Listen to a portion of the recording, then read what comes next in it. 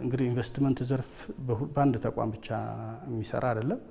ሁሉም ባለድርሻ አካላት አለ። ስለዚህ በዚህ ዘርፍ ላይ ከተማችን ለዘመናት መልማት እድሏን በተገቢው ያልተጠቀመች ስለሆነች ስለዚህ አሁን የመጣውን እድል በተገቢው ለመጠቀም አገልግሎት አሰጣጦቻችን ማዘመን አለብን የሚል ከተለያየ ባለድርሻ አካላት ጋር ውይይት አድርገን ኢንቨስትመንት ጥቅም ምንድነው የሚለውን ነገር በተለይ ትልልቅ ያደጉ ሀገሮች ተሞክሮ የሚያሳየው የሀገሪቱን የድህነት ምጣኔ መቀነስ የሚቻለው ሰፊ የስራ እድል መፍጠር ስለሆነ በሀገር ውስጥ ምርት መኩራት ስለሆነ ስለዚህ እያንዳንዱን ነገር ከኢንቨስትመንት ኮንሴፕት አኳያ ሁሉም አካላት ስልጠና ሰጥተን ግንዛቤ ፈጥረን የአገልግሎት አሰጣጣችንን ማዘመን አለብን በሚል ሁሉም አካላት የተሻለ አገልግሎት በመስጠት በተለይ ኢንቨስትመንት ፈቃድ በአንድ ቀን የሚሰጥበት ፕሮጀክት ውሳኔዎች በአንድ ሳምንት የሚያልቁበት እና በተለይ እንደ ፕሮጀክቱ አስፈላጊነት ደግሞ መሬት በአንድ ቀን የሚያልቅበት ከተማ በመሆኑ የበለጠ የፕሮሞሽን ስራችንን ያቀለለልበት ሁኔታዎች አሉ። ከዚህ አንፃር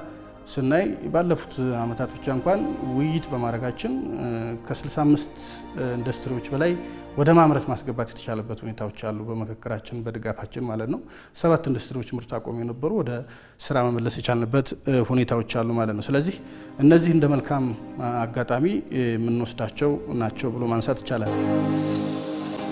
ችግሮች ያጋጥማሉ። ችግሮችን፣ ዘዴዎችን፣ መፍትሄዎችን ይፈልጋሉ።